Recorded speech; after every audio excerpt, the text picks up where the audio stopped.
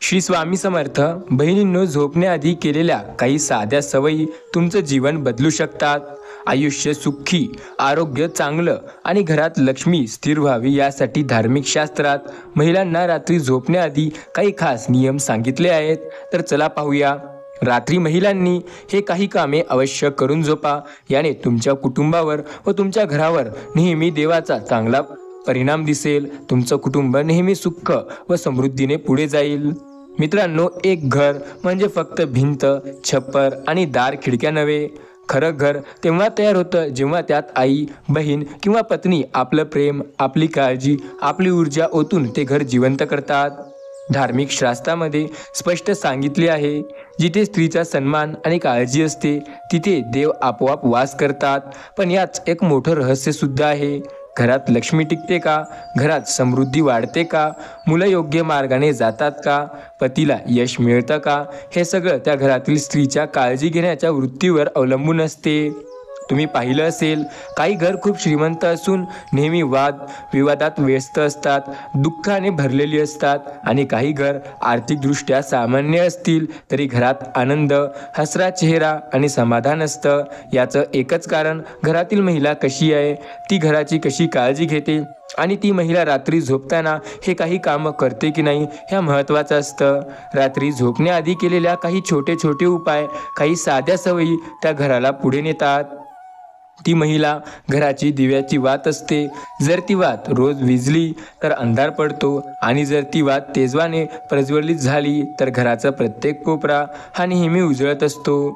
शास्त्र सांगतं, घरातील स्त्री ही फक्त आई, बहीण किंवा पत्नी नसते, ती घराचा संस्कार आहे. मुलाचं भविष्य तिच्या सवयींना घडतं, पतीचं यश तिच्या प्रार्थनांनी आणि त्याला त्यागाने वाढतं. घरातील लक्ष्मी तिची स्वच्छता, शिस्त आणि सकारात्मक विचारांनी स्थिर राहते.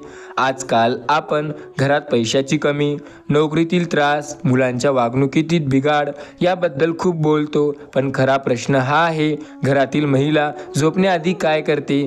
तिचा मनोभाव, तिचं वर्तन, तिची साधना ह्या घरातील उंचीवर नेण्यासाठी गुप्त मंत्र आहेत. म्हणून बहिणींनो, जर तुम्ही तुमच्या घरात सुख, शांतता आणि प्रगती व्हावी असं जर तुम्हाला वाटत असेल तर झोपण्याआधी केलेली काही हलकी काम याला खूप कमी समजू नका. ती काम म्हणजे घराचं भविष्य आहे. आज आपण पाहणार आहोत अशा 15 गोष्टी ज्या धार्मिक शास्त्रानुसार महिलांनी रात्री झोपण्याआधी कराव्यात आणि या सवयीमुळे तुमचं घर फक्त पुढे जाईल, मागे कधी वळून पाहणार नाही. सोबतच हा व्हिडिओ अत्यंत महत्त्वाचा आहे. ज्या महिलेने या 15 सवयीपैकी 10 सवयी रोज केल्या त्या महिलेच्या घरात सदैव सुख, समृद्धी आणि आनंद नांदेल.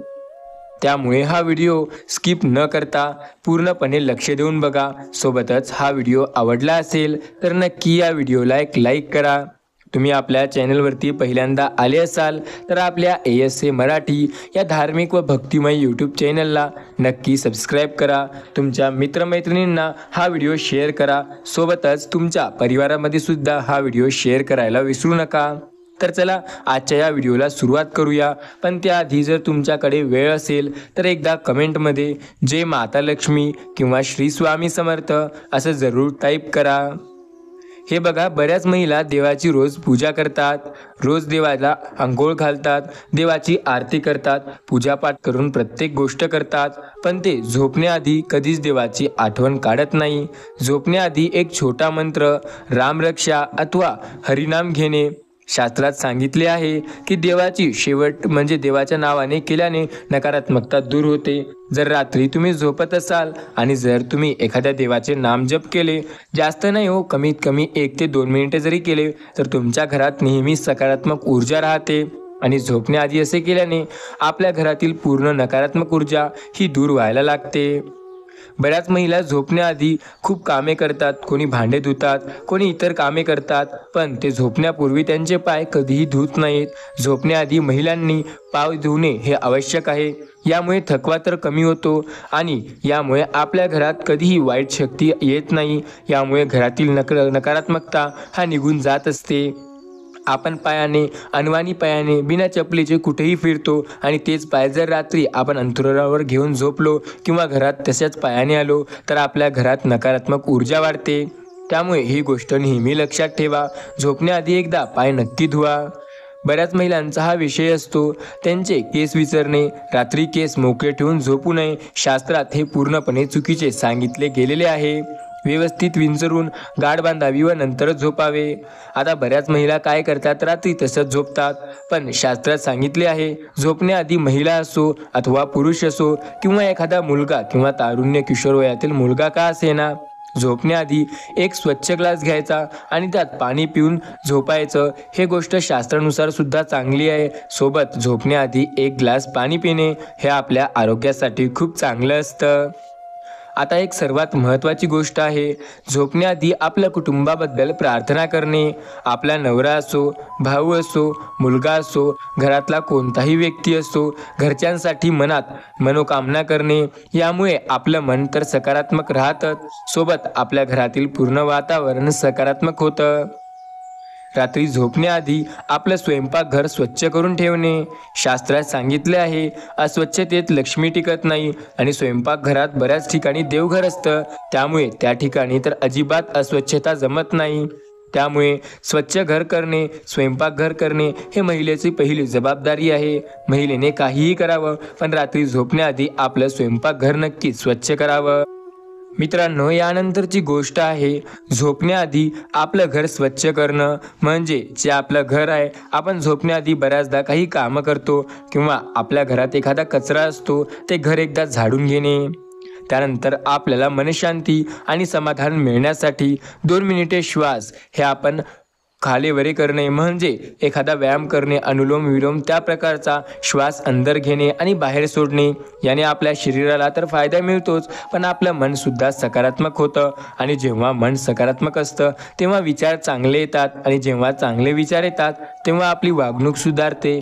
आणि वागणूक जेव्हा चांगली असेल तेव्हा घरात नेहमी सकारात्मक वातावरण राहील. आणि रात्री झोपण्याआधी बऱ्याच महिलांच्या कोणासोबत वैर असतात किंवा भांडणे होतात, बोलाबोली होते. दिवसात दुसऱ्यासोबत जे काही आपण वादविवाद केले, दिवसातील वाद विवाद चिडचिड विसरून शांत झोपणे. शास्त्र सांगतं, क्षमाचं सर्वात मोठं दान आहे. तुम्ही पूर्णपणे जे काही भांडण झालंय, वाद झालाय ते विसरा, त्याला क्षमा करा आणि झोपी जा. घरातील दार खिडक्या बंद करणे सुरक्षितेसाठी तर चांगलंच, पण वास्तुशास्त्रानुसार नकारात्मक शक्ती रोखण्यासाठी झोपण्यापूर्वी आपल्या घराचे दरवाजा रोखणे म्हणजे लावणे. दरवाजा असो वा खिडक्या असो, याने रात्री नकारात्मक ऊर्जा आपल्या घरात प्रवेश करत नाही. झोपण्याआधी पती पत्नी, आई वडील किंवा मुलांशी, भावांशी गोड शब्द बोलणे. नात्यात गोडवा वाटतो. झोपण्याआधी कधीही असे शब्द बोलू नका जे पुढच्याला त्रास देतील. नेहमी असे शब्द वापरा जे प्रेमळ आणि चांगले असतील. धार्मिकदृष्ट्या नव्हे तर एका आरोग्यदृष्ट्या सांगतोय पुढची गोष्ट, स्क्रीन टाळूनच झोपणे हे हितकारक असते. रात्री झोपण्याआधी कमीत कमी 10 ते 20 मिनिटं आधी मोबाईलची स्क्रीन टाळा. मोबाईलला दूर ठेवा आणि 10-15 मिनिटे शांत बसा आणि नंतरच तुम्ही झोपा.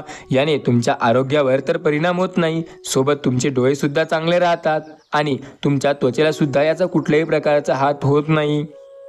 सोबत तुम्ही अजून एक सवय पाळू शकता. रात्री झोपण्यापूर्वी एखादे चांगले धार्मिक प्रेरणादायी किंवा एखाद्या व्यक्तींचं एखादं चांगलं तुम्हाला प्रेरणा देणारं पुस्तक एक पान वाचू शकता.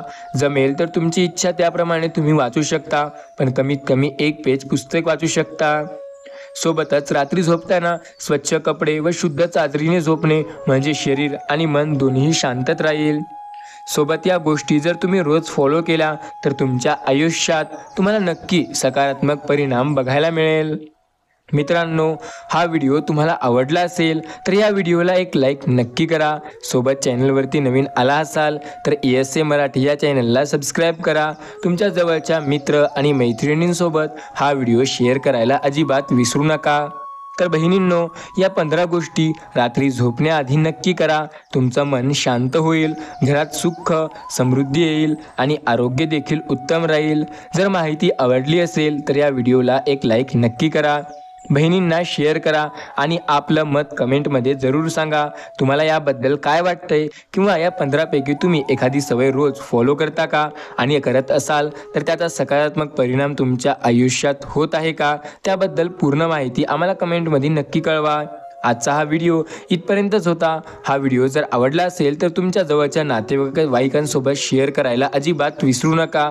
आणि नक्कीच आपल्या चॅनलवर नवीन आले असाल तर एकदा या चॅनलला सबस्क्राईब करून घ्या. धन्यवाद.